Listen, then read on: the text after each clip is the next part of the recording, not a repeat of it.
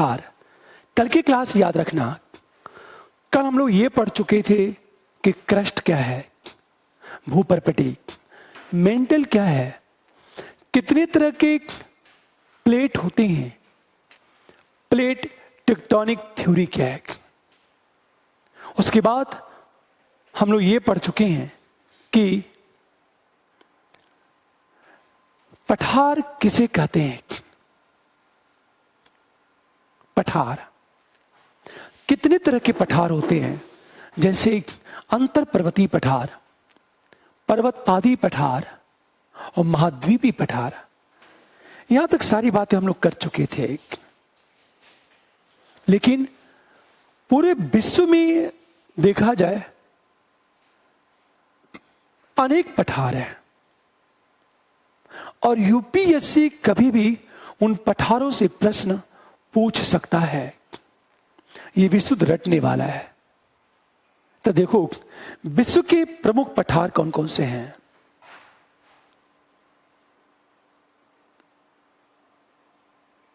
विश्व के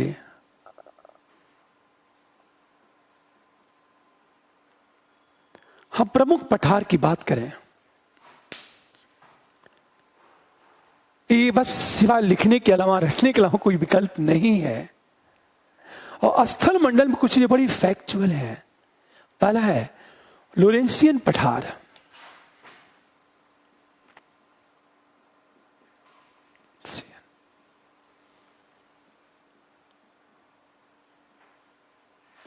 पठार का पहला रूप है लोरेंसियन पठार। इसके बारे में लिखते जाओ, हमेशा ध्यान दो इस बात को। ये जो पठार है कनाडा के पूर्वी भाग में है और कनाडियन शील्ड का भाग है। यह जो पठार, यह पठार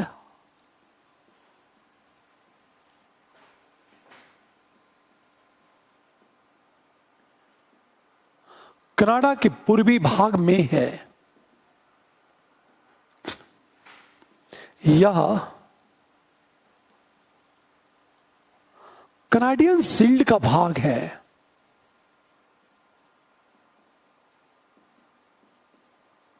आप सोचो, यहां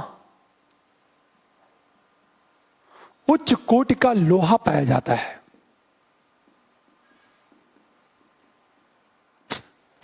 यह जो लोरेंसियन पठार है, यह पठार कनाडा के पूर्वी भाग में है। हमेशा ध्यान दो इस बात को, यह कनाडियन शील्ड का भाग है। अच्छा, आपसे प्रश्न क्या पूछेगा, यह कहां स्थित है और कौन सा धातु यहां पाया जाता है। दूसरा है यूकान, कुसुकुन पठार।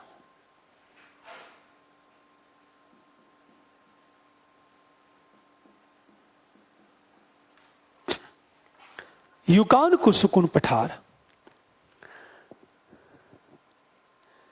देखो आप, ये जो पठार है ब्रुक्स और अलास्का पर्वत के मध्य स्थित है। ब्रुक्स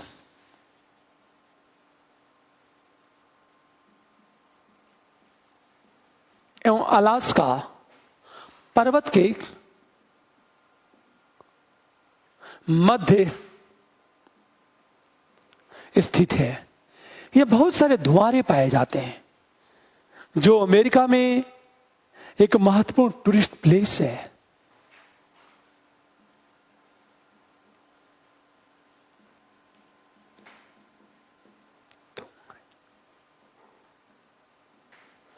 सोचो आप,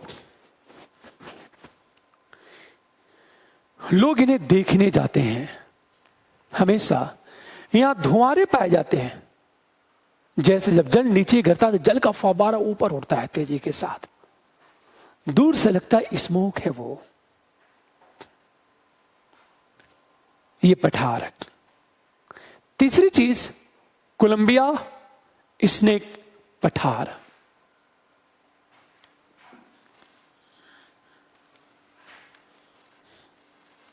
देखो आप, तीसरा जो पठार है कोलंबिया,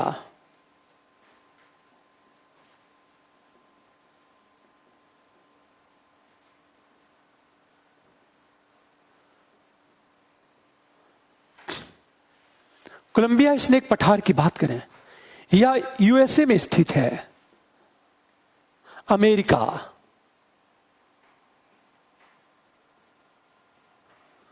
पहली बात ध्यान दो, हम लोग कल बात कर चुके थे, यह अंतर पर्वतीय पठार है। कोलंबिया स्नेक नदी इसी पठार में बहती है, हमेशा ध्यान दो इस बात को। कोलंबिया एवं स्नेक नदी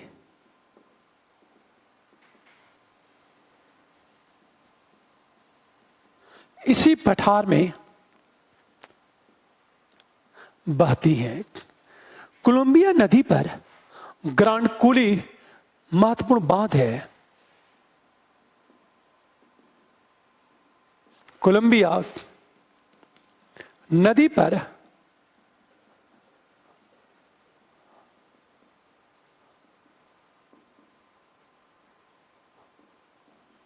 ग्रांड कूली है, यह महत्वपूर्ण बात है। हमेशा कोलोरेडो पठार की बात करें हम लोग, कोलोरेडो पठार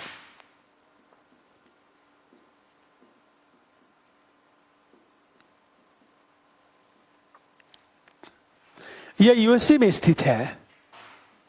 अच्छा, यह पता होगा कि अंतर पर्वतीय पठार है। ये कल हम लोग पढ़ चुके हैं, कोलंबिया, ग्रेट बेसिन, कोलोरेडो का पठार, मैक्सिको का पठार।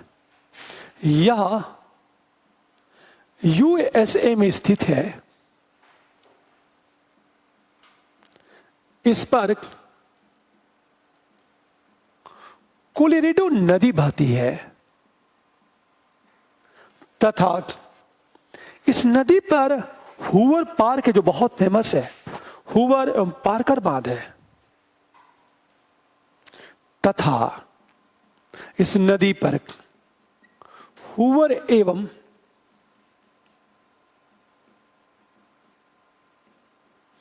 पार्कर बांध है। ये देखो आप, हम इस पठार की बात करें, कोलोरेडो पठार। अगला एक मैक्सिकन पठार, मैक्सिको का पठार। देखो, इसके पीछे कोई कॉन्सेप्ट नहीं है सिवा रटने के। मैक्सिकन हम पठार की बात करें,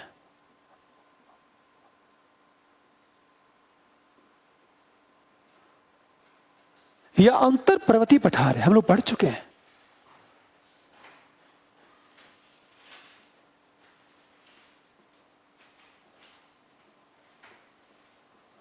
पठार है, यह मैक्सिको में स्थित है।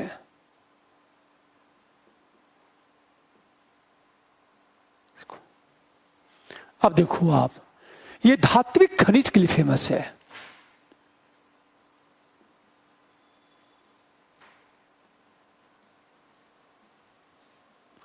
खनिज के लिए प्रसिद्ध, यह जो है धात्विक खनिज के लिए फेमस है। इस पठार पर चांदी की महत्वपूर्ण खान चिहू आहुआ इसी पठार पर स्थित है।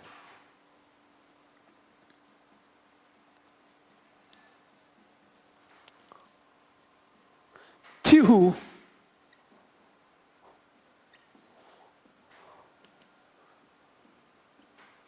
इसी पठार पर स्थित है। हमेशा ध्यान दो, ये जो मैक्सिकन पठार है,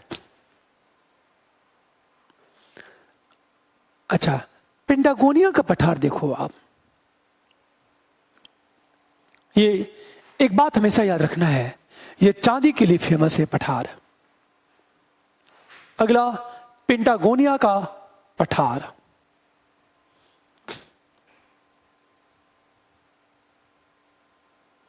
यदि पेंटागोनिया के पठार की बात करें हम लोग,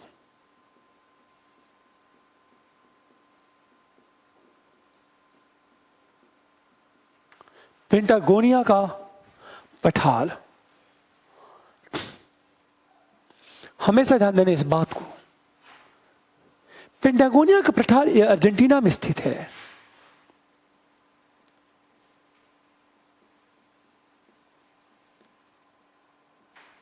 यह वृष्टि छाया प्रदेश में है।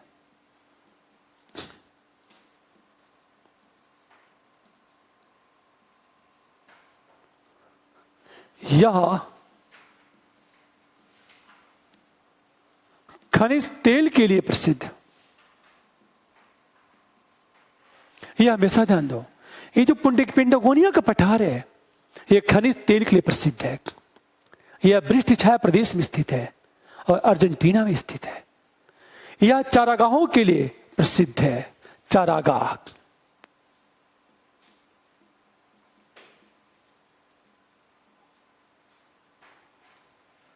हम प्रसिद्ध की बात करें, अगला अल्टीप्लेनो या बोलिविया का पठार।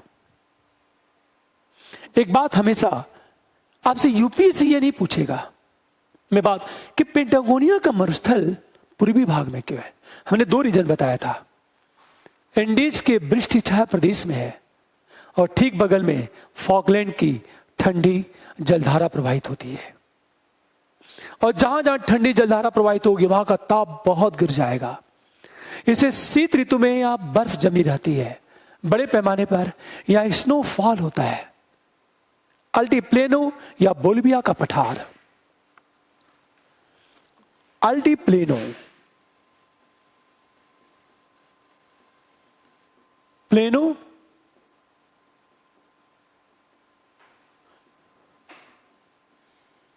या बोलिविया के पठार की बात करें, देखो यह बोलिविया में स्थित है और टीन के लिए फेमस है। यह बोलिविया में स्थित है।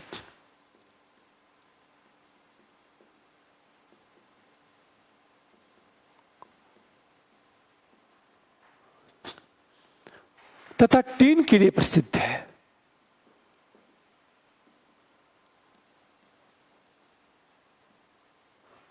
बोलिविया की राजधानी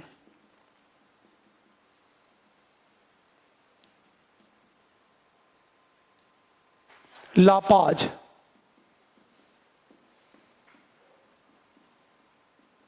इसी पठार पर स्थित है। ये अल्टीप्लेनो या बोलिविया के पठार की बात करें। सियाम पठार की बात करें हम लोग, सियाम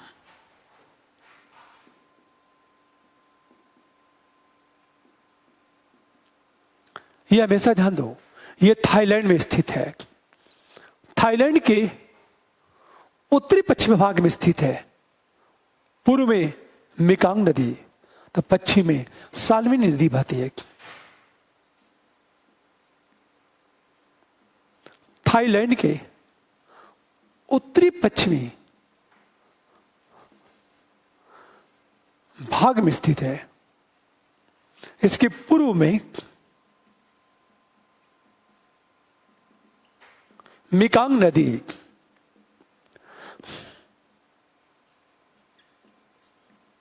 तथा पश्चिम में साल्विन नदी बहती है।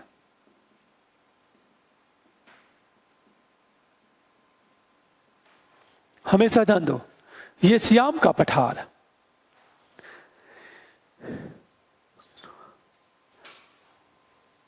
अब हम बात करें बर्कली। बर्कली का जो पठार है यह ऑस्ट्रेलिया में स्थित है। यूरेनियम तांबा के लिए फेमस है। बर्कली का पठार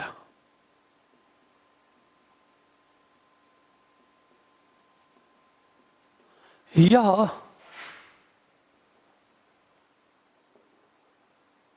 ऑस्ट्रेलिया में स्थित है। यह यूरेनियम तांबा के लिए प्रसिद्ध।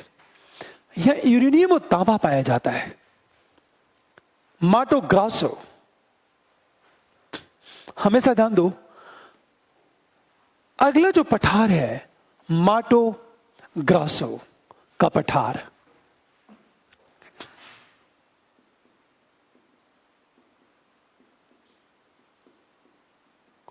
हमेशा यह ब्राजील के उच्च भूमि के रूप में विस्तृत है। ब्राजील के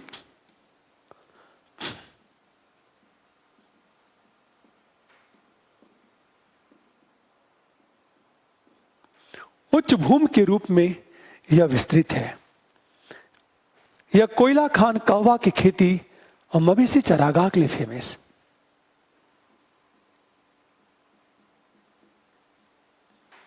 कोयला खान कहवा की खेती एवं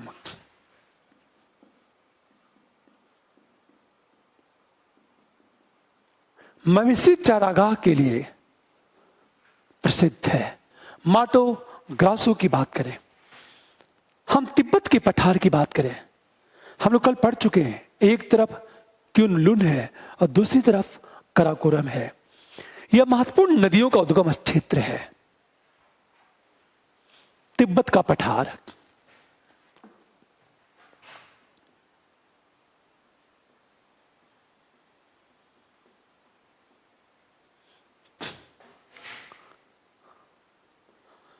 महत्वपूर्ण नदियों का उद्गम केंद्र है यह इसकी ऊंचाई लगभग 6100 मीटर है।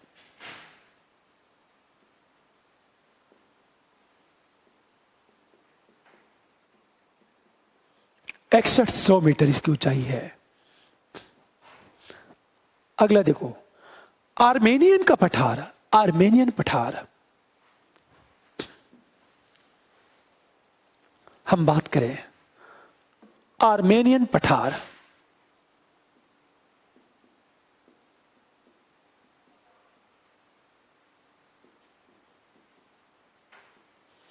ये जो आर्मेनियन पठार है यह काला सागर और कैस्पियन सागर के बीच स्थित है।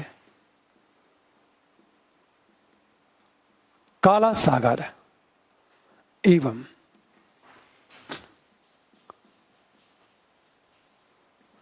कैस्पियन सागर के बीच स्थित है। हमेशा यह काला सागर यह आर्मेनियन गांठ के नाम से प्रसिद्ध है।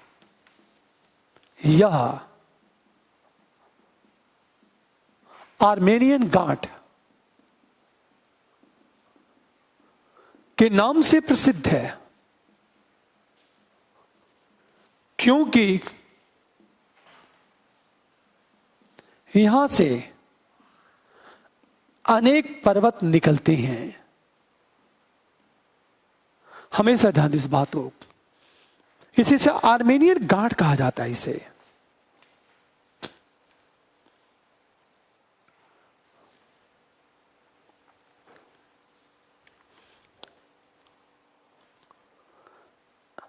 ये पठार, अगला सान का पठार। देखो आप, सान के यदि पठार की बात की जाए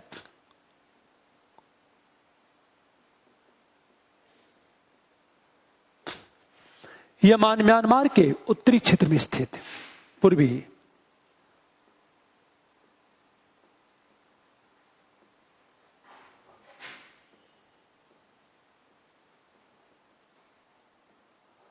यह पूर्व म्यांमार के पूर्वी क्षेत्र में स्थित है।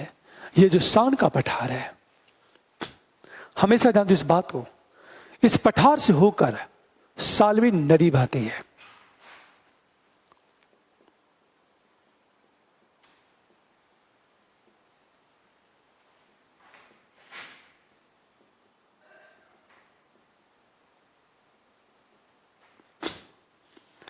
इस पठार से होकर साल्वी नदी कीमती पत्थर जैसे माणिक, चांदी, सीसा और टीन का भंडार है।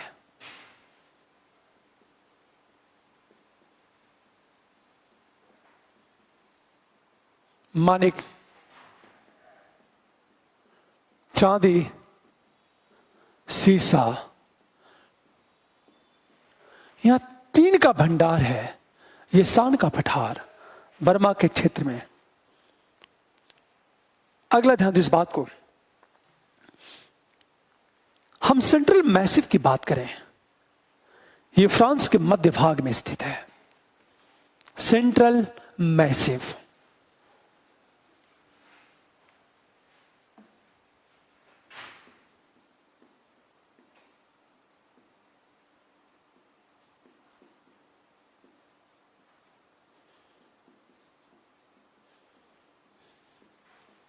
यह फ्रांस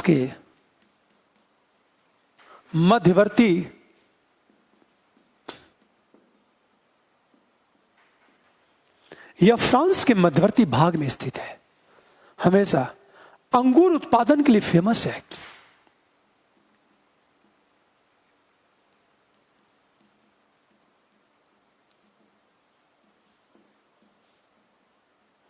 अंगूर उत्पादन के लिए प्रसिद्ध है। अगला है अनातोलिया का पठार।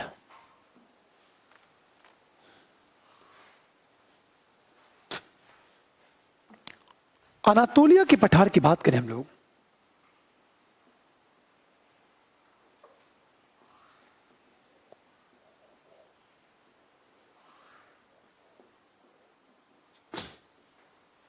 हमेशा ध्यान दो, ये पठार की बात करें,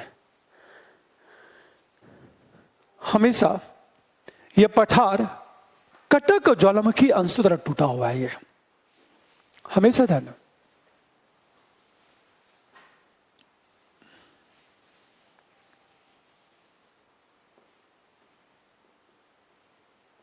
इस पठार से दजला, फरात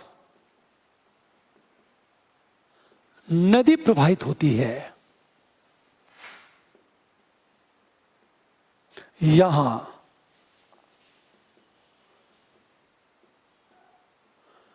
भूमध्य सागरीय जलवायु, यह अंगूर, जैतून की खेती के लिए प्रसिद्ध। अच्छा, हम लोग पढ़ चुके थे कि अनातोलिया का पठार पिटांग और टारस के बीच स्थित है। हमेशा तुर्की की जो राजधानी है इस्तांबुल, यही पे स्थित है। तो हमेशा ध्यान दो, अंकारा इसी पठार पे स्थित है। अंकारा।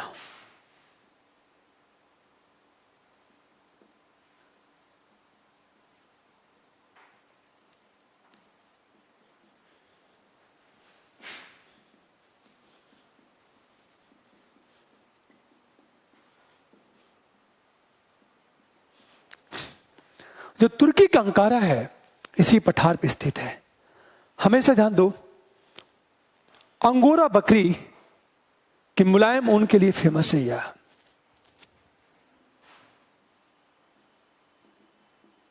अंगोरा बकरी की मुलायम ऊन के लिए फेमस है।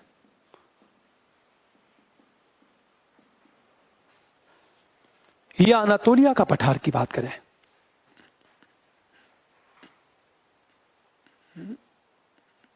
अगला है बोहेमियन पठार की बात करें, जर्मनी के दक्षिणी भाग में स्थित है। यह बोहेमियन।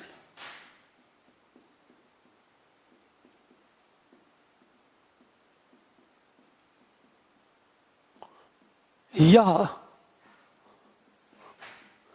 जर्मनी के दक्षिणी भाग और चेक गणराज्य में विस्तृत है।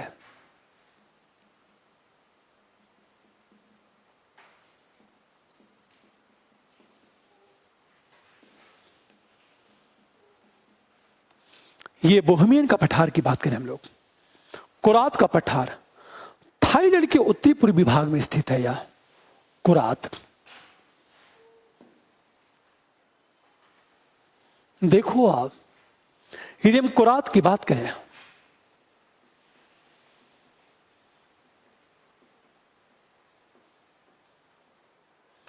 थाईलैंड के उत्तरी पूर्वी भाग में स्थित है कुरात, पुतवार के पठार की बात करें हम लोग,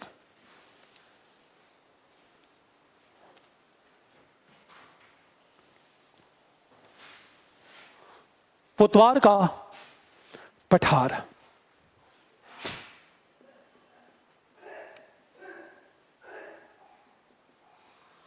यह पुतवार पठार, यह भी इसका नाम पाकिस्तान के उत्तरी भाग में स्थित है।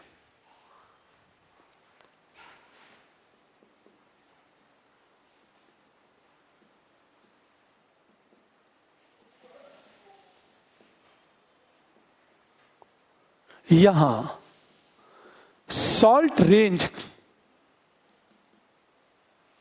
नामक पहाड़ी स्थित है।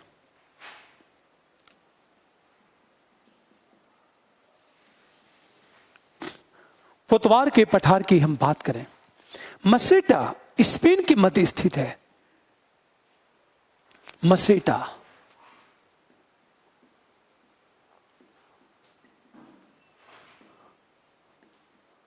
स्पेन के स्थित है। यह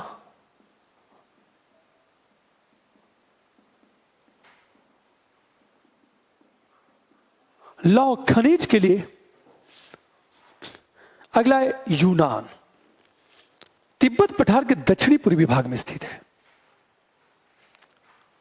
हम यूनान की बात करें,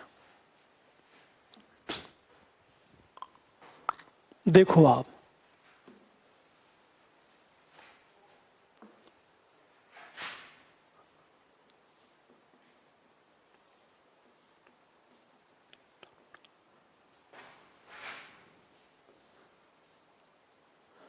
तिब्बत के दक्षिणी पूर्वी भाग में हमेशा, यह तिब्बत के दक्षिणी पूर्वी भाग में स्थित है यूनान पठार। हमेशा ध्यान दो इस बात को, सिचुआन के उपजाऊ मैदान से यह प्रमुख कोयला उत्पादक क्षेत्र है।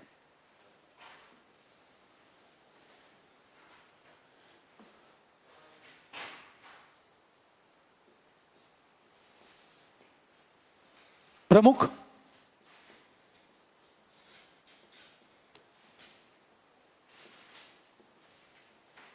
कोयला उत्पादक क्षेत्र है। कटंगा कांगो में फैला हुआ है। कटंगा देखो आप,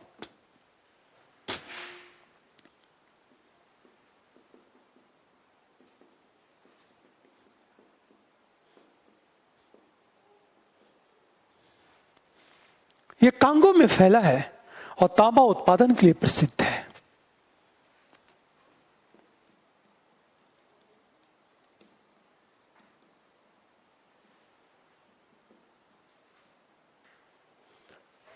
किम्बरले पठार,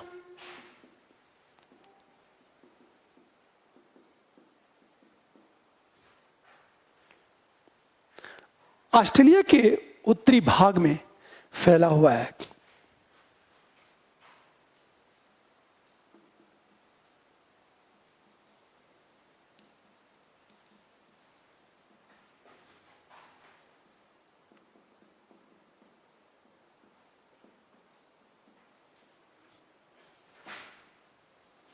यह धात्विक खनिजों के लिए प्रसिद्ध है।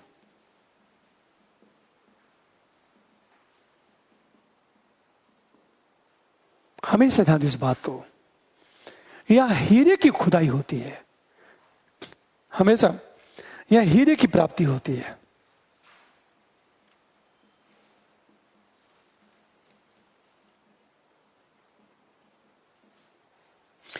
किम्बरले की खान दक्षिणी अफ्रीका में है। किम्बरले की पठार उत्तरी ऑस्ट्रेलिया में है। कारू हमेशा ध्यान दो, दक्षिणी अफ्रीका के दक्षिणी भाग में। कारू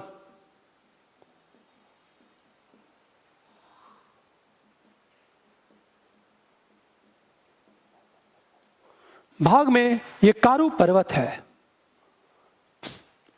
हम जोस की बात करें, नाइजीरिया में स्थित है जोस।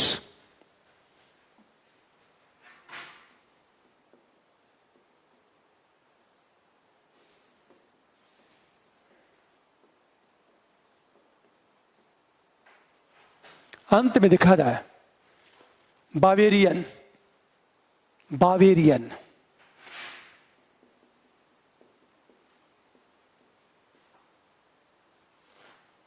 जर्मनी के दक्षिणी भाग में।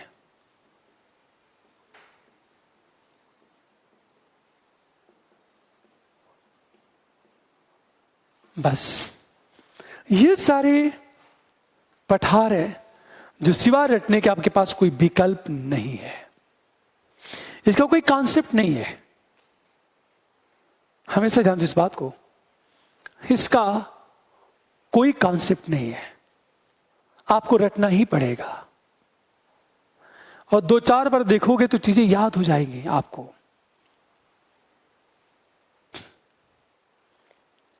अब हम बात करते हैं, कल हमने बात की थी पर्वत, फिर बात हुई थी पठार, विश्व के ये पठार फेमस है। फिर बात उठी थी मैदान। यदि मैदान की हम बात करें तो हमेशा ध्यान देना इस बात को, प्लेन।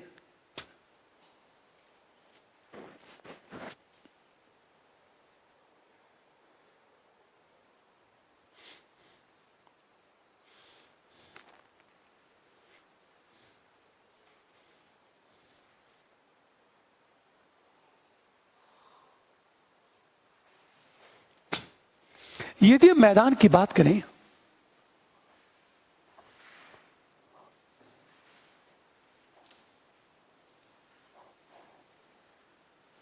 तो देखो आप, यदि मैदान की बात की जाए तो मैदान के कई रूप होते हैं। एक तो मैदान है अपना संरचनात्मक, स्ट्रक्चरल। दूसरा अप्रदन जनित,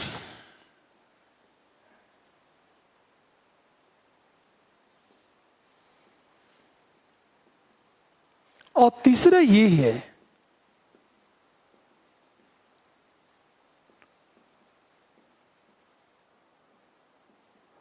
हमेशा ध्यान दो, स्ट्रक्चरल प्लेन की बात करें, इरोजनल प्लेन की बात करें और डिपोजिशनल प्लेन की बात करें,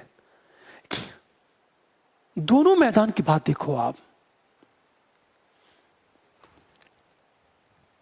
इतनी तरह के मैदान होते हैं, एक स्ट्रक्चरल प्लेन, इरोजनल प्लेन और डिपोजिशनल।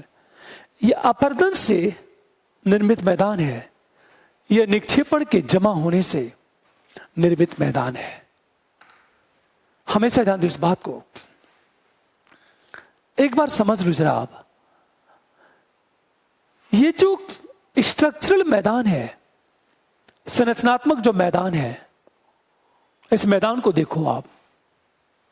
जो स्ट्रक्चरल प्लेन है, जो निमग्न तट है, निमग्न तट का मतलब है तट का वो भाग जो समुद्र में डूबा हो। यदि वो भाग बाहर निकल जाए, स्ट्रक्चरल का मतलब होता है स्ट्रक्चर में परिवर्तन से निर्मित मैदान। अर्थात समुद्र में कोई यदि मान लो तटीय क्षेत्र है, मान लो समुद्र में डूबा वो बाहर निकल जाए तो मैदान का निर्माण हो जाएगा। या तो वो बाहर निकल जाए, या तो कोई उच्च भाग जब नीचे जाएगी तो मैदान का निर्माण होगा। इसे कहते हैं स्ट्रक्चरल मैदान। हमेशा ध्यान दो, तो जो निमग्न तट है, निमग्न तट, सबमर्ज कोस्टल एरिया की बात करें हम लोग, जो निमग्न तट है उसके ऊपर उठने से निर्मित मैदान स्ट्रक्चरल प्लेन है। जैसे पूरा अटलांटिक तट निमग्न तट के एग्जाम्पल है। अटलांटिक तट में पूरा नॉर्वे, ब्रिटेन, कुछ फ्रांस, पुर्तगाल के तट की बात करें, गिनी का जो तट है, गिनी का तट वह एक प्रकार का स्ट्रक्चरल प्लेन है हमेशा, और जो फ्लोरिडा का तट है, मैक्सिको का तट है, वह सब के सब स्ट्रक्चरल प्लेन है। इसका मतलब ये, इसका अर्थ क्या है? निमग्न समुद्र तट,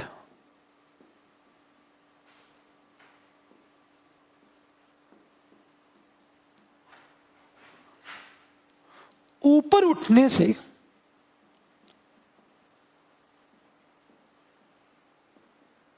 निर्मित मैदान, जैसे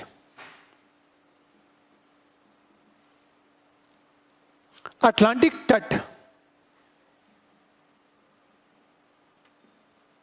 गिनी का तट, मैक्सिको तट का मैदान। हमेशा ध्यान दो, भारत में क्या है? कोरोमंडल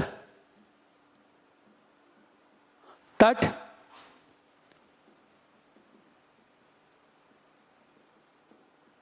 एवं मालाबार तट की बात करें, ये स्ट्रक्चरल प्लेन है हमेशा।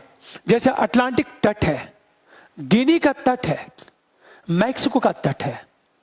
भारत में जो कोरोमंडल का तट है, मालाबार का तट है। फॉर एग्जाम्पल, इसको इस तरह देखो आप, ये भारत है, ये जो तट है ये कोरोमंडल तट है, ये जो तट है ये मालाबार तट है। हमेशा सारे ये मालाबार तट है।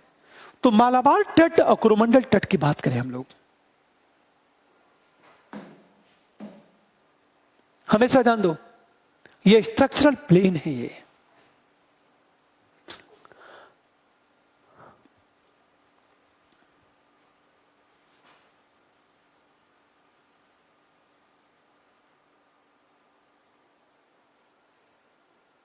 हमेशा ध्यान दो इस बात को। फिर हम बातें करें अपर्दन जनित मैदान। हमेशा अपर्दन से उच्च भूमि के निरंतर अपर्दन से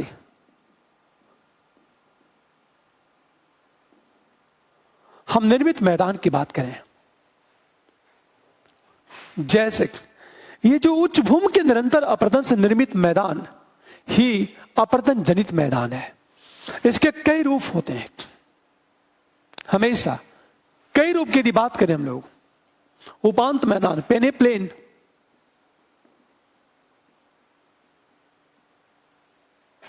दूसरी चीज कार्स्ट मैदान, तीसरी चीज बात करें हम लोग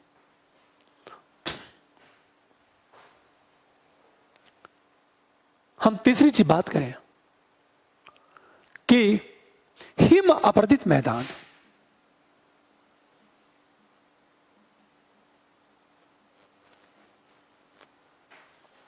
अगला वायु अपर्दित मैदान।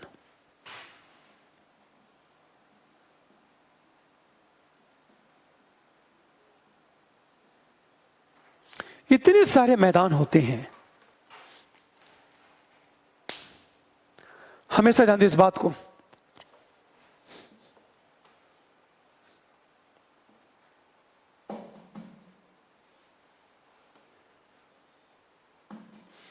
देखो आप, उपांत मैदान, कार्स्ट मैदान, हिम अपर्दित मैदान और वायु अपर्दित हम मैदान की बात करें।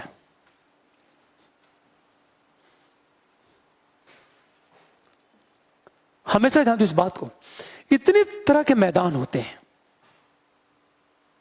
ये जो उपांत मैदान है, उपांत मैदान की यदि बात की जाए,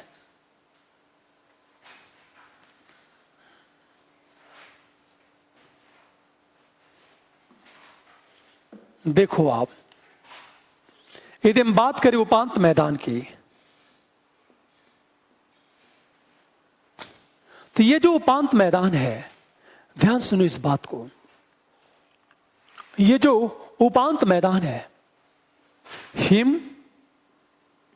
नदी या वायु के अपर्दन से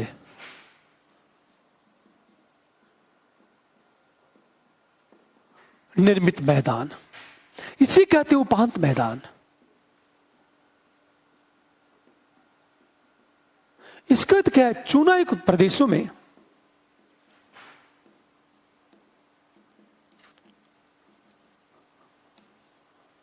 भूमिगत जल की सक्रियता के कारण, हमेशा ध्यान दो, चूनायुक्त प्रदेशों में भूमिगत जल की सक्रियता के कारण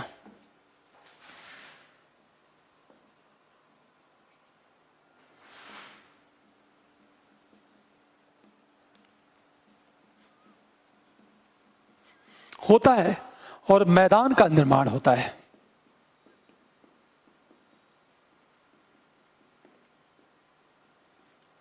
जैसे एग्जाम्पल ले लिया जाए आपके चुनाव पर, एड्रियाटिक सागर,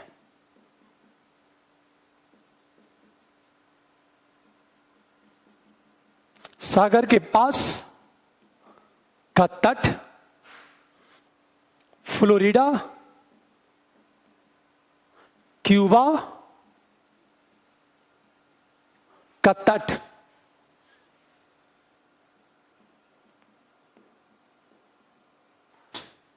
हमेशा ध्यान दो इस बात को, जहां चूने की मात्रा ज्यादा होती है, जब वह भूमिगत जल सक्रिय होता है तो बहुत तेजी से मिट्टी का अपर्दन होता है और मैदान का निर्माण होता है। जैसे मैंने कहा, एड्रियाटिक सागर के पास का तट, फ्लोरिडा और क्यूबा के तट का मैदान जो होता है। आप सोचो जरा, दूसरी चीज, हिम अपर्दित मैदान की बात करें।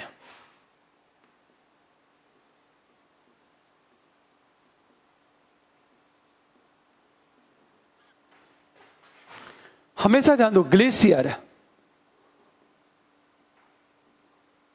के द्वारा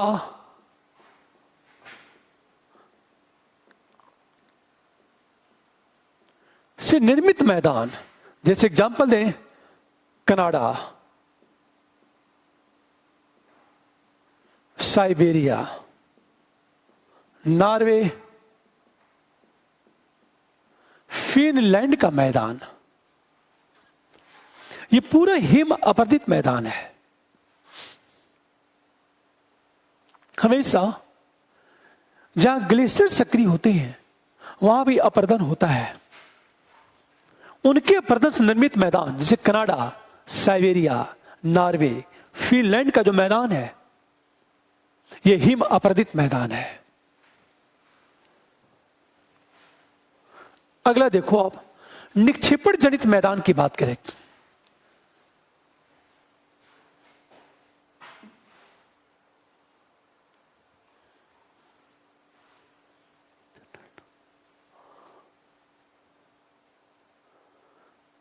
अब देखो आप, ये हिम अपर्दित मैदान है। फिर हम बात करें, निक्षेपण जनित मैदान की बात करें।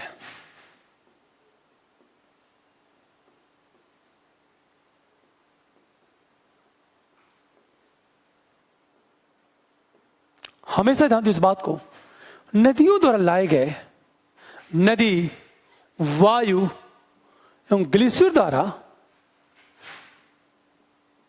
नदी, वायु एवं ग्लेशियर द्वारा अवसादों के जमा होने से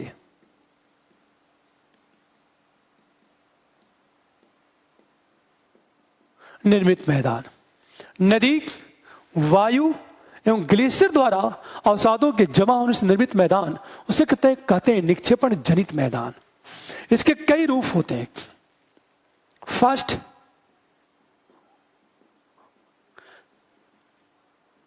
एलुवियल के जलोढ़ मैदान, एलुवियन प्लेन की बात करें, जलोढ़ मैदान क्या है? नदियों द्वारा अवसादों के जमा होने से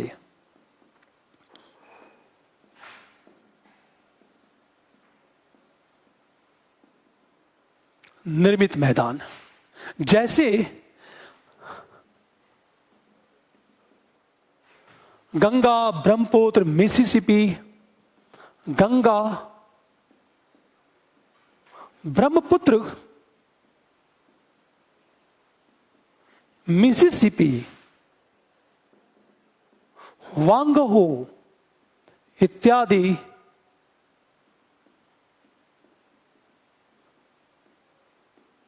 नदियों का मैदान, इसे कहते हैं जलोढ़ का मैदान।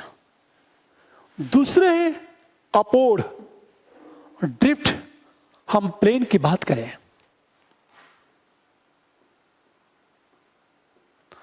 अपोढ़ का मैदान, इसको कहते हैं ड्रिफ्ट प्लेन कहते हैं इसे। ग्लेशियर द्वारा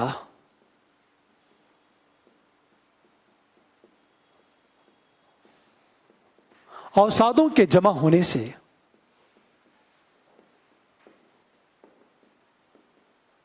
निर्मित मैदान।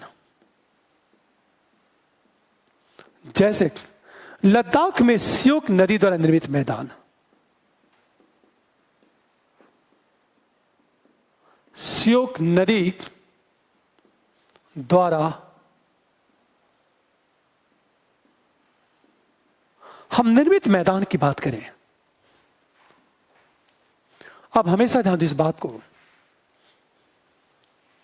स्योक नदी जिस मैदान का निर्माण करती है, स्योक नदी, अपोढ़ का मैदान।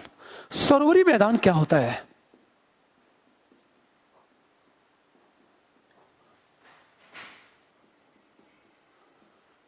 झील द्वारा अवसाद के जमा होने से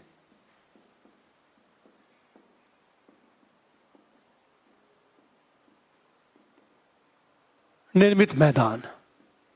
जैसे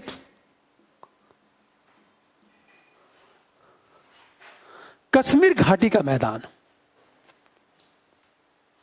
यह झीली मैदान है। इम्फाल बेसिन का मैदान, हमेशा ध्यान दो इस बात को, कश्मीर घाटी का मैदान उसे करेवा कहा जाता है, इसे कहते हैं करेवा। यह झीली निक्षेप से निर्मित है। लोयस का मैदान,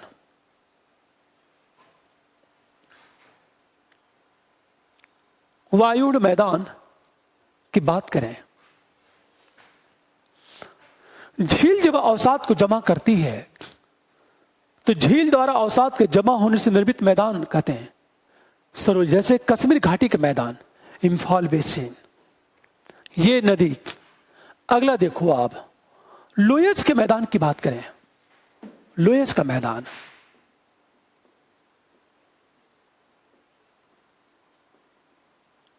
इस मैदान का निर्माण हुआ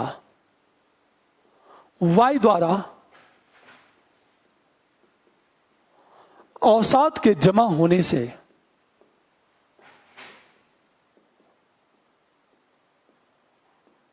निर्मित मैदान। जैसे हमेशा उत्तरी पश्चिमी, देखो ये मैदान है,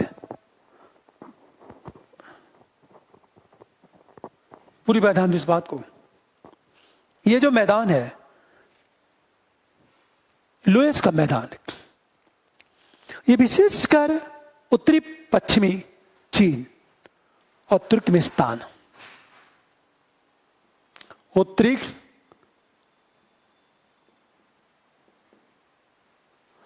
तुर्कमेनिस्तान,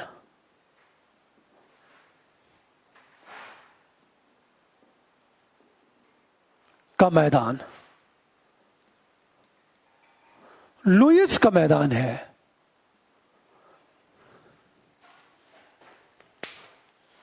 ये सारे मैदान, इतने तरह के प्लेन्स होते हैं पूरी दुनिया में। अब ध्यान देना इस बात को, विश्व के कुछ प्रमुख मैदान हैं जहां से कभी कभी रेयर कॉस्मिक प्रश्न पूछा जाता है।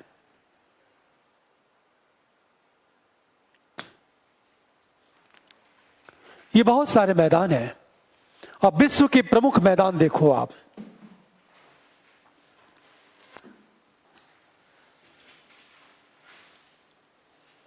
विश्व के प्रमुख मैदान,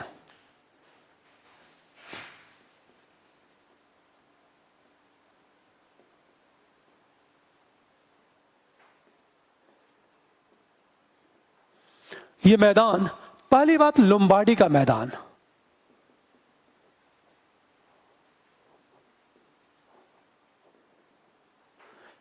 ये मैदान दुनिया में सबसे ज्यादा फेमस है।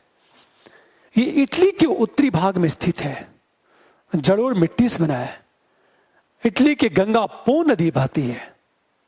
मिलान वेनिस इस मैदान में स्थित है। हमेशा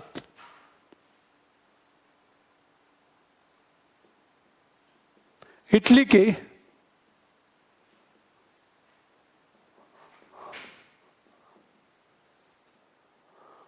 उत्तरी भाग में स्थित है यह मैदान। जलोढ़ मिट्टी से बनी है,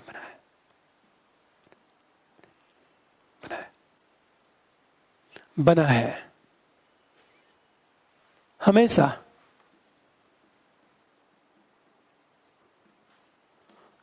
इटली की गंगा पो नदी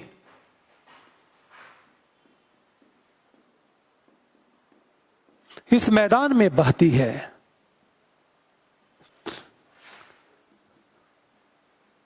मिलान, वेनिस शहर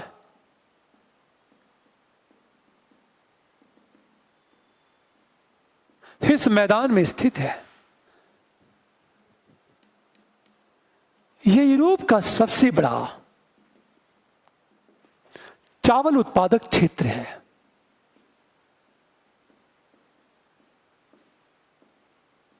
हमेशा ध्यान दो, ये लोम्बार्डी का मैदान देखो आप,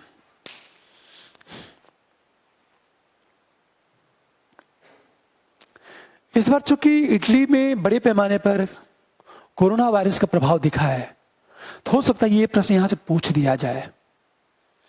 पो नदी को इटली की गंगा कहते हैं। इस मैदान के निर्माण में पो नदी की बड़ी भूमिका है।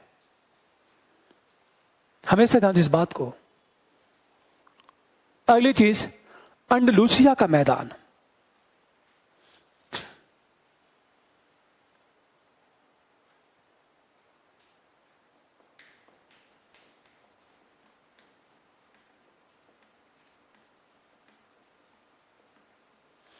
अंडलूसिया का मैदान, हमेशा ध्यान दो इस बात को।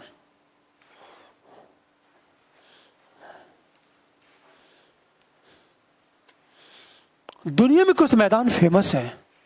अंडलूसिया का मैदान, अंडलूसिया का मैदान देखो जरा, यह स्पेन के दक्षिणी भाग में स्थित है।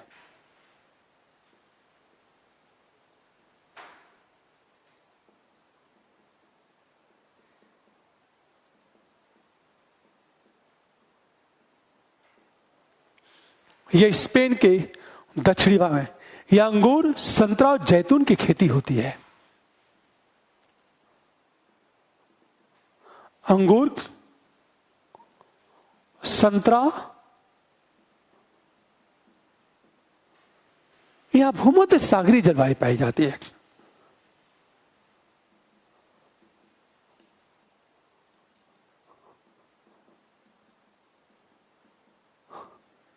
ये अंडलूसिया का मैदान देखो जरा। क्वांटो का मैदान की बात करो। क्वांटो,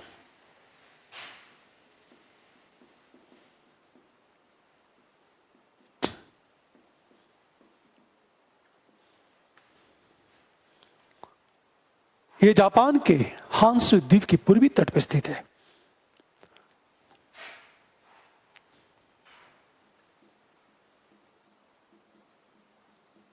यह जापान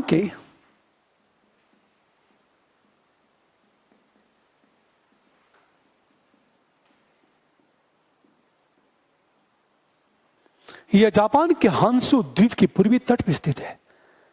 यह जापान का अत्यधिक उपजाऊ औद्योगिक क्षेत्र है।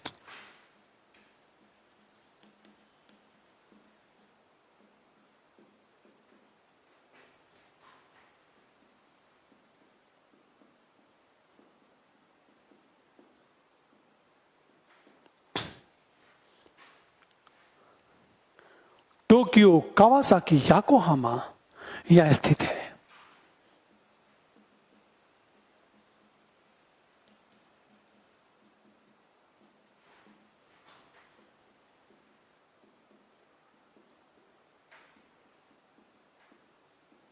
हमेशा ध्यान दो, यह क्वांटो का मैदान है। किकी और तोगची मैदान,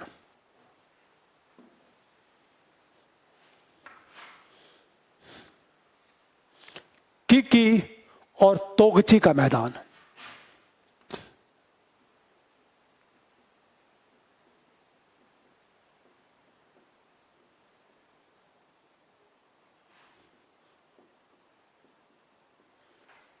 हमेशा ध्यान दो इस बात को, यह जापान के हांसू द्वीप पर स्थित है।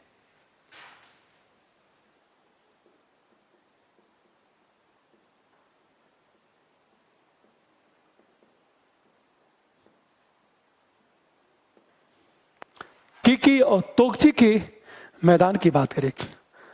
अगला है मंचूरियन, मंचूरियन का मैदान।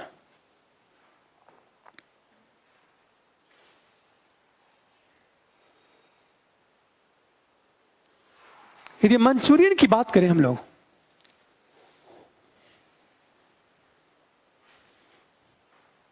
मंचूरियन का मैदान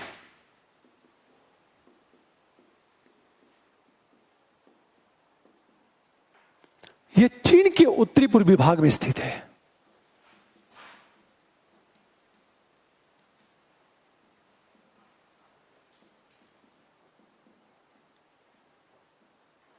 स्थित यह जलोढ़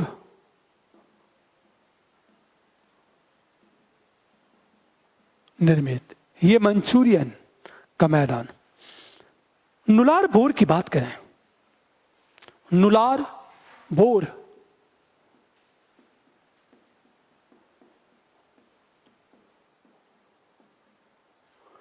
यह ऑस्ट्रेलिया के दक्षिणी भाग में स्थित है और निम्न भूमि का क्षेत्र है।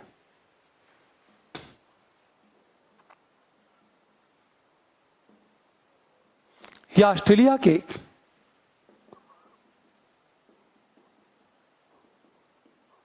दक्षिणी भाग में स्थित है। यह निम्न भूमि का क्षेत्र है। नीलार बोर की बात करें, मेसोपोटामिया की बात करें, मेसोपोटामिया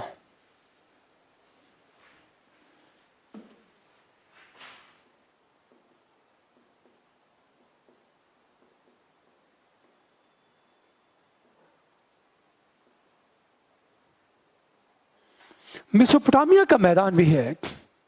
यह इराक में फैला है। दजला फरात नदियों का दोआब है।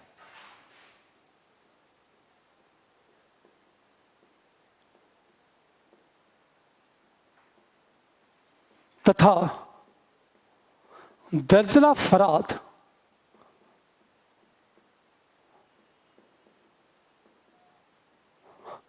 नदियों का दोआब है।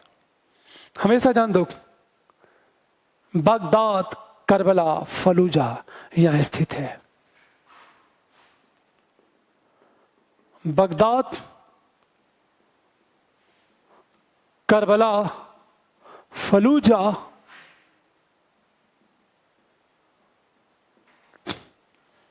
यहां स्थित है। अंत में ग्रेट प्लेन की बात करें, यूएसए और कनाडा में स्थित है।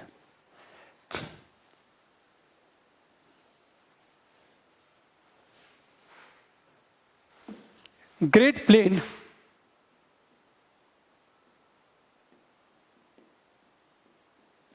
यूएसए एवं कनाडा में स्थित है। ग्रेट प्लेन यह अपर्दन और निक्षेपण से निर्मित है।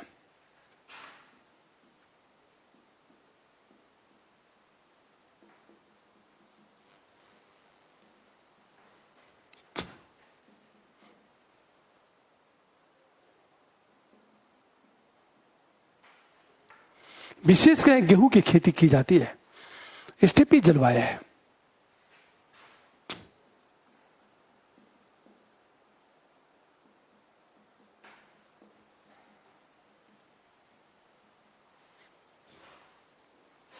हमेशा ध्यान दो इस बात को। और यह स्टेपी जलवायु है।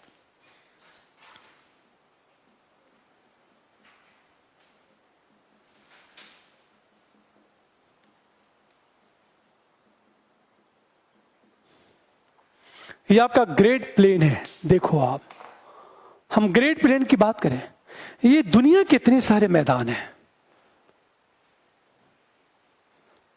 अब एक चीज सोचो, पृथ्वी के ऊपर जो भी संरचना बनती है उसके पीछे कहीं न कहीं कारण पृथ्वी के आंतरिक भागों में उत्पन्न प्रक्रिया है। प्रोसेस की बात करें, ये मैदान, अब देखो, एक अंतर्जात, एक बहिर्जात। अंतर्जात इंडोजेनस, बहिर्जात एक्सोजेनस की हम बात करें। हमेशा ध्यान दो इस बात को। जब बात करेंगे हम लोग कि पृथ्वी की जब बात करते हैं हम लोग,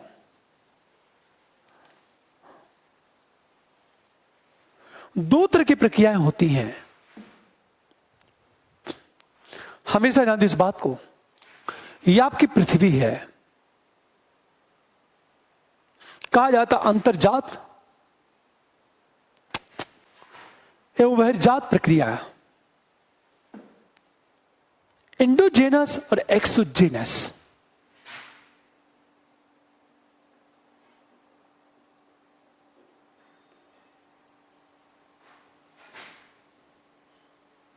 हम प्रक्रिया की बात करें, इंडोजेनस ये पृथ्वी है। यहां जो प्रक्रिया होती है भूपर्पटी के ठीक नीचे अंतर्जात प्रक्रिया। अब भूपर्पटी के बाहर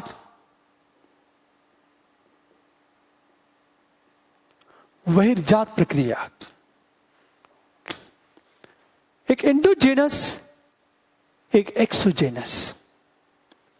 जो अंतर्जात प्रक्रिया भूपर्पटी के नीचे संपन्न होता है, और जो एक्सोजेनस है वह भूपर्पटी के ऊपर संपन्न होता है। यह हमेशा ध्यान दो इस बात को। कुछ ऊपर घटित होती हैं और कुछ नीचे घटित होती हैं। ये प्रोसेस की बात करें हम लोग, हमेशा ध्यान देना इस बात को। एक अंतर्जात, दूसरा बहिर्जात। अंतर्जात भूपर्पटी के नीचे, बहिर्जात भूपर्पटी के ऊपर संपन्न होती है। अंतर्जात प्रक्रिया में या तो फॉल्ट होता है, या तो फोल्ड वलन, या तो भ्रंश, या सडन फोर्स होता है। सडन फोर्स आकस्मिक बल कहते हैं। इसमें ज्वालामुखी और भूकंप की बात करेंगे हम लोग। हमेशा ध्यान दो इस बात को। ये जो अंतर्जात प्रक्रिया है, इसमें क्या होता है, एक आकस्मिक फोर्स होता है। फोर्स आकस्मिक बल उत्पन्न होता है जिसमें दो चीजों का अध्ययन करेंगे, एक ज्वालामुखी विस्फोट और दूसरा हम भूकंप की बात करें।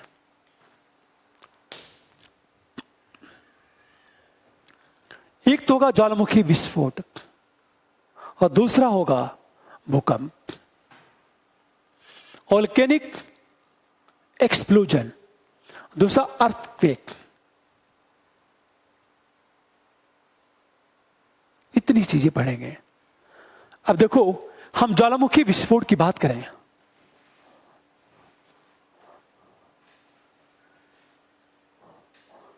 ध्यान देने इस बात को, यदि ज्वालामुखी विस्फोट की बात की जाए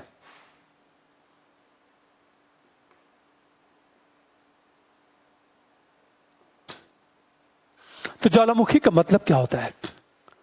ज्वालामुखी का समान अर्थ होता है जब मैग्मा बाहर निकल जाए।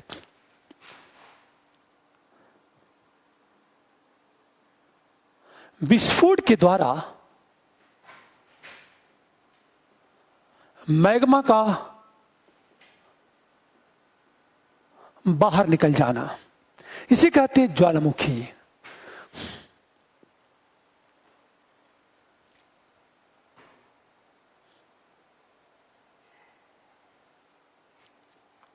विस्फोट के द्वारा मैग्मा का बाहर निकल जाना, इसे कहते हैं ज्वालामुखी।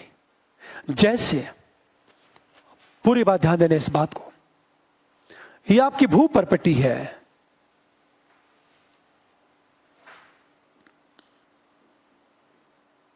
ये भूपर्पटी है। अब सोचो जरा, ये कोई ठोस भाग है,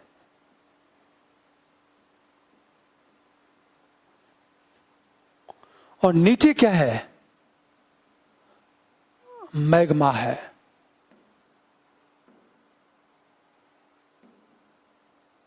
यह आपकी मैग्मा है, मैग्मा। ये जब मैग्मा बाहर निकलता है, ये मैग्मा बाहर निकलता है,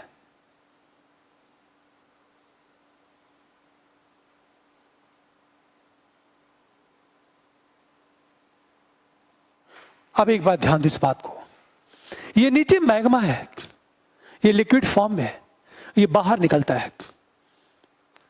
ये जब बाहर निकलता है तो हमेशा ध्यान दो इस बात को, कंडीशन इस तरह होती है, ये बाहर निकला, अब कंडीशन इस तरह हो जाएगी,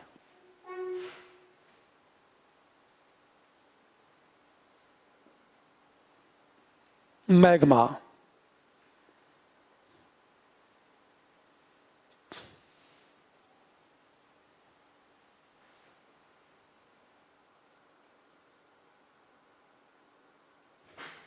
ये मैग्मा बाहर निकलेगा,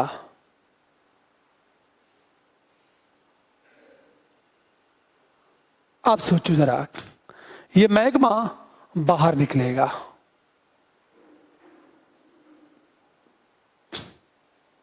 ये नीचे मैग्मा है, ये हार्डली 100 से 150 किलोमीटर नीचे से निकलता है, 100 से लेकर 150 किलोमीटर नीचे निकलता है, इसे कहते हैं निकास नलिका कहते हैं।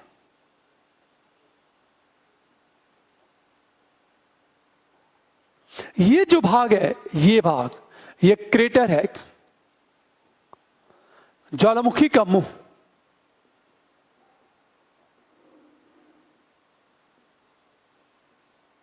मुंह को कहते हैं क्रेटर। ये गौण नलिका है, ये मुख्य नलिका है। ये पूरा जो मैग्मा बाहर निकल रहा है,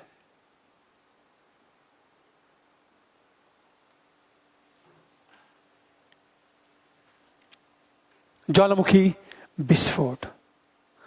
अब पूरी बात ध्यान देने इस बात को, मैग्मा का बाहर निकलना जरूरी है। अब एक प्रश्न, ये जब ज्वालामुखी विस्फोट होता है तो ज्वालामुखी विस्फोट के कारण क्या है? आप समझ बना लिया होगा। ज्वालामुखी का जो मुंह उसे क्रेटर कहते हैं, मैग्मा जिस नली से निकलता है उसे निकास नलिका कहते हैं। अब ज्वालामुखी विस्फोट का कारण क्या है? ज्वालामुखी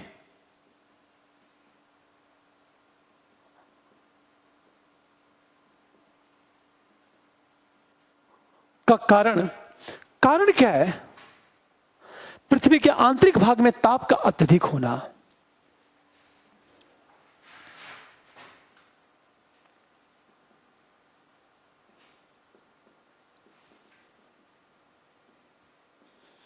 आंतरिक भाग में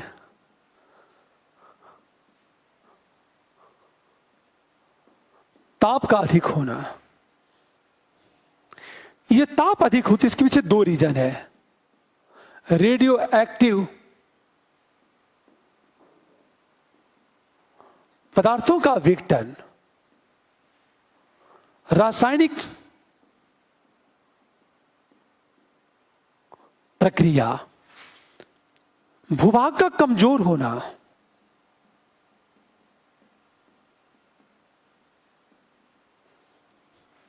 गैस का निर्माण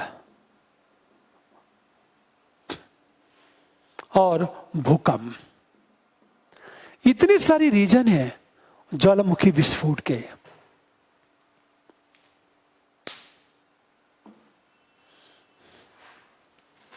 देखो आप, जब ज्वालामुखी विस्फोट होता है, पृथ्वी के आंतरिक भाग में ताप का अधिक होना। जब ताप अधिक होता है, ये ताप अधिक होने के दो महत्वपूर्ण फैक्टर हैं। रेडियो एक्टिव पदार्थों का विघटन और रासायनिक प्रक्रिया, केमिकल प्रोसेस होता है। जैसे पृथ्वी के आंतरिक भागों में ताप बढ़ने लगता है। पूरी बात ध्यान दो, ये पृथ्वी है, ये कहा जाता है, ये ठोस भाग है, ये पेड़ पौधे हैं।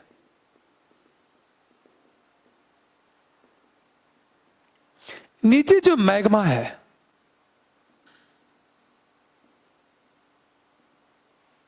ये मैग्मा है। हम मैग्मा की बात करें, जब यह ताप बढ़ता है,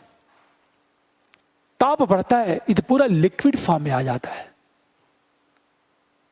ताप के बढ़ने से सारी चीजें पिघल जाती हैं। अब मैग्मा का रूप ले गई है। मैग्मा हमेशा याद इस बात को, पहला रीजन तो ये है मैग्मा। दूसरा क्या है? गैस का निर्माण। होता क्या है, चारों तरफ से जल रिस कर नीचे जाता है। जैसे मैंने कहा कि मान लिया जाए यह समुद्र है, ये समुद्र है, तो पानी क्या होगा, यहां से करके रिस करके नीचे जाएगा। यह समुद्र है, तो जब पानी रिस करके नीचे जाता है, यह पूरा समुद्र है, रिस कर नीचे जाएगा, तो यह पानी क्या होगा, भाप में कन्वर्ट हो जाएगा, क्योंकि ऑलरेडी ताप ज्यादा है। और जो भाप में कन्वर्ट होगा, प्रेशर बढ़ जाएगा। पूरी बात ध्यान देने इस बात को। ये स्थूल चट्टानें, नीचे मैग्मा है, मैग्मा। इस मैग्मा के निर्माण के पीछे दो महत्वपूर्ण फैक्टर हैं। रेडियो एक्टिव पदार्थों का विघटन और रासायनिक प्रक्रिया संपन्न होती है। लेकिन मैग्मा के कारण ही मैग्मा को बाहर निकलना चाहिए, और मैग्मा तभी बाहर निकलेगा जब यहां प्रेशर क्रिएट हो। और प्रेशर तब क्रिएट होगा जब नीचे क्या हो जाए, जल रिस कर नीचे चला जाए। जब जल रिस कर नीचे जाएगा तो जल भाप में कन्वर्ट हो जाएगा, और जब भाप में कन्वर्ट होगा तो यहां प्रेशर बढ़ जाएगा और उसका आयतन बढ़ जाएगा। जब प्रेशर बढ़ जाएगा तो ये प्रेशर क्या करेगा, चट्टानों को पुश करेगा तेजी के साथ। अब ध्यान दो, जब चट्टानों को ये पुश करता है, जब ये चट्टानों को पुश करता है, ध्यान देने इस बात को, तो यदि चट्टान कमजोर होगी तो प्रेशर चट्टानों को तोड़ देगा और पूरा मैग्मा बाहर निकल जाता है। लेकिन यदि चट्टानें बहुत मजबूत है, टूट नहीं पाई, तो प्रेशर बार बार चट्टानों को पुश करेगा। जब चट्टानों को पुश करेगा तो चट्टान कांपेगी, जिसको कहते हैं भूकंप। हमेशा ध्यान देने इस बात को। तो कमजोर भूभाग का होना बहुत जरूरी है। और गैस का निर्माण होना बहुत जरूरी है। अब हमेशा ध्यान दें इस बात को। फिर मैंने क्या कहा? भूकंप। हम लोग भूकंप के पीछे बहुत सारी रीजन है, थोड़ा चर्चा करते हैं। ये प्लेट है, जब प्लेट टकराती है ना, प्लेट जब टकराती है, हमेशा ध्यान दो इस बात को, तो चट्टानों में कंपन होती है, तो भूकंप तो आता ही है। इसे देखा होगा, जहां जहां नवीन बलित पर्वत है वहां भूकंप की संभावना ज्यादा होती है। फिर एक प्रश्न देखो, होता क्या है? ये प्लेट है, ये प्लेट हमेशा मैग्मा के ऊपर, मैग्मा, जैसे मैंने कहा ये मैग्मा है, इनके ऊपर ये प्लेट है, इनके ऊपर ये प्लेट है, ये मैग्मा लिक्विड है, ये प्लेट इनके ऊपर तैरते रहते हैं। जब प्लेट थोड़ा सा दूर जाते हैं तो इनके बीच स्पेस बन जाता है। जो स्पेस बना, एक मैग्मा को बाहर निकलने का अवसर मिल जाता है। लेकिन एक बड़ा सा फैक्टर यही है कि अंदर क्या होना चाहिए, पानी का रिस्क नीचे जाना चाहिए, और जहां की चट्टानें कमजोर होंगी वहां पानी रिस्क नीचे चला जाएगा, और जब नीचे जाएगा तो सीधे भाप में क्या हो जाएगा, वहां तो सीधे भाप में कन्वर्ट हो जाएगा, दाब प्रेशर बढ़ जाएगा, और जब प्रेशर बढ़ेगा तो मैग्मा बाहर निकलने की कोशिश करेगा। फिर मैंने दूसरा, तीसरे भूभाग का कमजोर होना, जब भूभाग कमजोर होगी तो प्रेशर चट्टानों को पुश करेगी, कमजोर चट्टान टूट जाएगी, मैग्मा बाहर निकल जाएगा। अंत में भूकंप की बात करें तो ज्वालामुखी विस्फोट के 4 कारण हैं। पृथ्वी के आंतरिक भाग में ताप का अधिक होना, भूभाग का कमजोर होना, गैस का निर्माण, और हम बात करें भूकंप। बस जब ज्वालामुखी विस्फोट होता है तो देखो होता क्या है, 2 चीज होती है।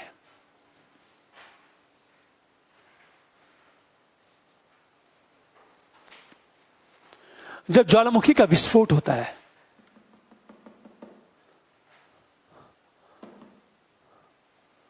तो होता क्या है,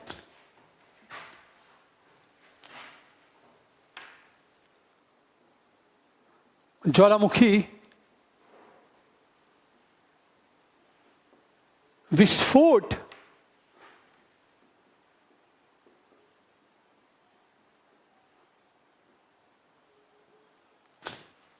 ज्वालामुखी विस्फोट के परिणाम स्वरूप होता क्या है, ज्वालामुखी विस्फोट के परिणाम स्वरूप एक बड़े पैमाने पर गैसों का बाहर निकलना। जब ज्वालामुखी विस्फोट होता है तो बड़े पैमाने पर गैस बाहर निकलती है। इन गैस में ज्वलनशील गैस, जहरीली गैस, जहरीली गैस में कार्बन मोनोऑक्साइड,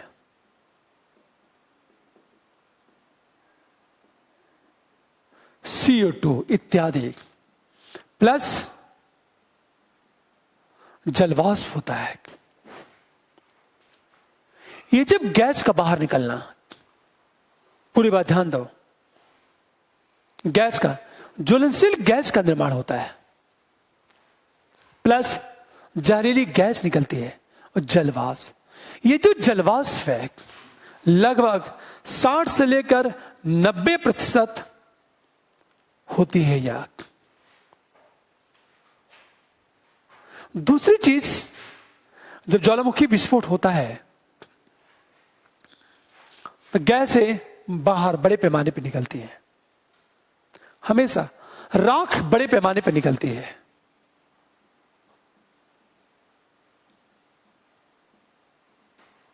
अगला ध्यान दो,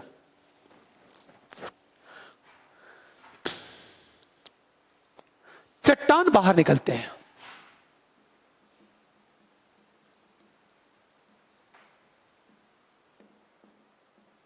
ये जो चट्टान है, 2 चीज, मटर के दाने के बराबर,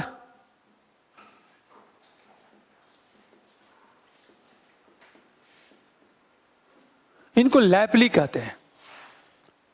और दूसरा, आकार बड़ा होगा, 1 मीटर व्यास का चट्टान निकल जाए, इसे कहते हैं ज्वालामुखी बम कहते हैं इसको। वोल्केनिक बम कहते हैं इसे।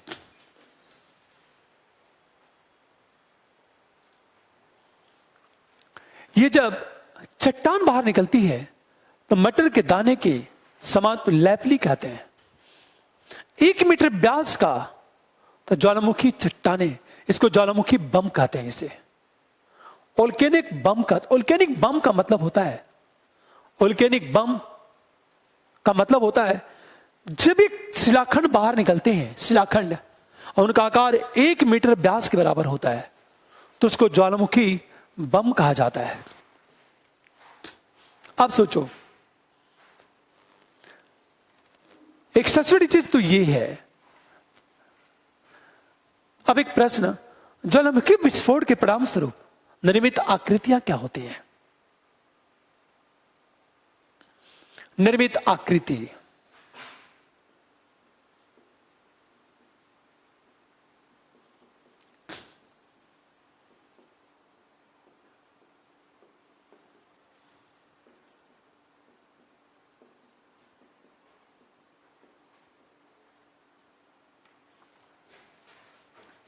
किस तरह का शेप बनता है? देखो आप, शेप किस तरह बनेगा जब ज्वालामुखी विस्फोट होता है, किस तरह की आकृतियां बनती हैं, यह भी बहुत इंटरेस्टिंग है। हमेशा ध्यान दो इस बात को। जब मैग्मा बाहर निकलता है तो 2 चीज होती है। जैसे मैंने ये कहा, मैग्मा जब बाहर निकलता है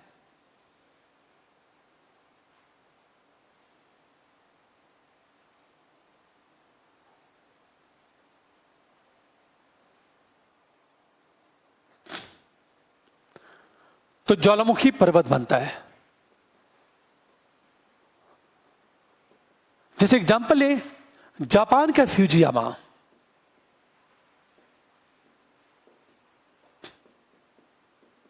बर्मा का पोपा, हवाई द्वीप का मोना लोआ,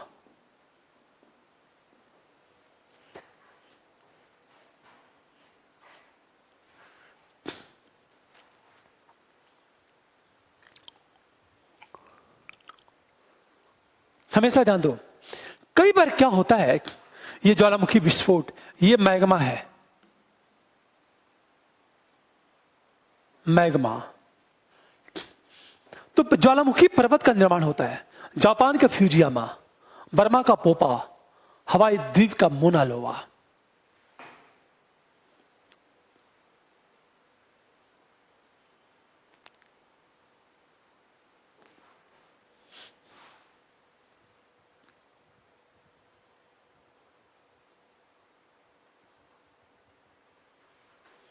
हमेशा ध्यान दो इस बात को। जब मैग्मा दूर तक फैल जाता है, जब मैग्मा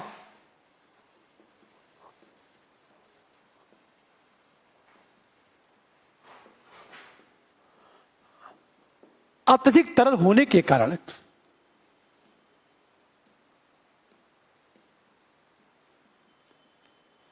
दूर तक फैल जाता है तो पठार का निर्माण होता है।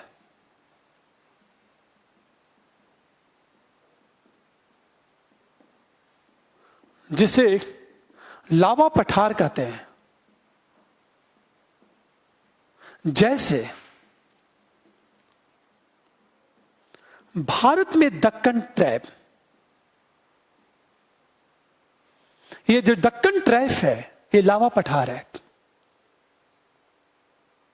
उत्तरी आइलैंड का एंट्रीम पठार, एंट्रीम पठार, ये पठार है। ये हमेशा, कई बार क्या होता है, हमेशा ध्यान दो इस बात को, जब ज्वालामुखी विस्फोट बड़े पैमाने पर होता है तो एक बड़े से काल्डेरा का निर्माण होता है। काल्डेरा,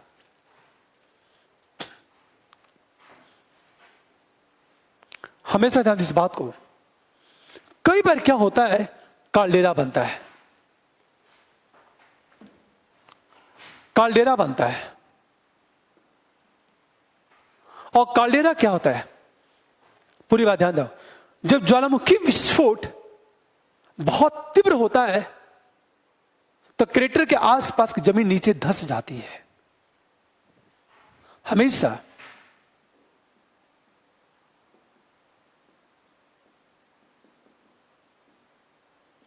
विस्फोट तीव्र होता है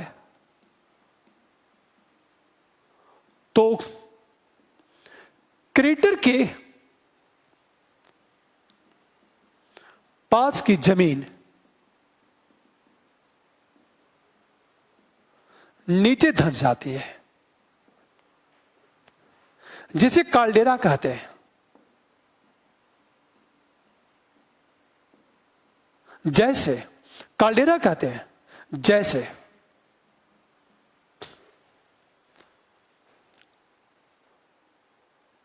जापान का आसो सबसे बड़ा काल्डेरा है।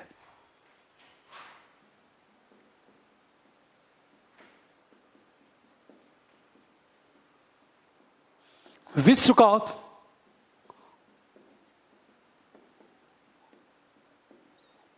सबसे बड़ा काल्डेरा है। फिर कई बार क्या होता है, क्रेटर झील का निर्माण होता है।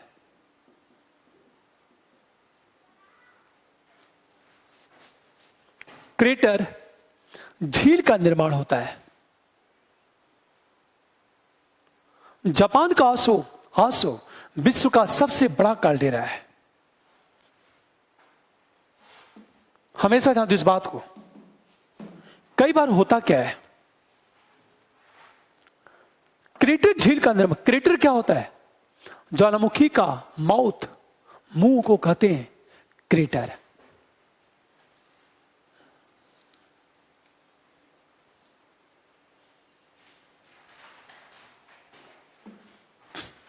जो क्रेटर झील देखो,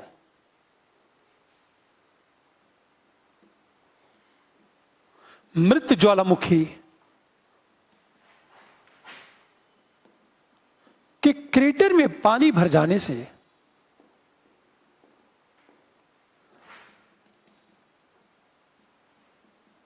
निर्मित झील क्रेटर झील है। जैसे विक्टोरिया झील, यह क्रेटर झील है। उत्तरी सुमात्रा का तोबा झील,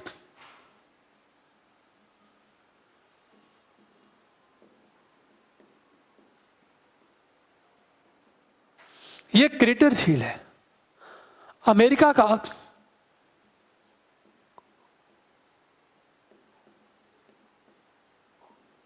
झील, और भारत में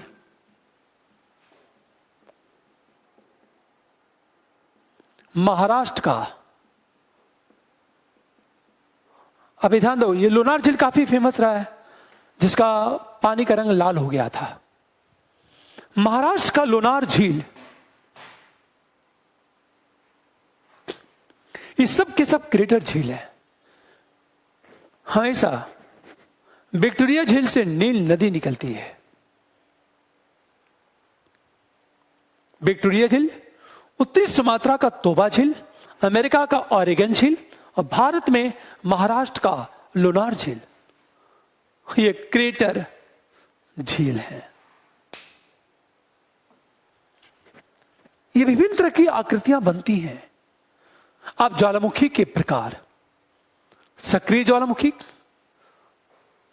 एक्टिव, डोरमेंट और एक्सटिंक्ट, मृत ज्वालामुखी। फिर सिल्ड ज्वालामुखी, कंपोजिट ज्वालामुखी और रूपांतरित ज्वालामुखी। इतने सारे ज्वालामुखी के रूप हैं जिसकी चर्चा हम लोग कल करेंगे। एक बात ध्यान देना इस बात को कि ये टॉपिक थोड़ा सा फैक्चुअल है, मुझे लगता है हार्डली 3 क्लास में यह खत्म हो जाएगा टॉपिक। ठीक है, हम लोग मिलते हैं कल। Thank you.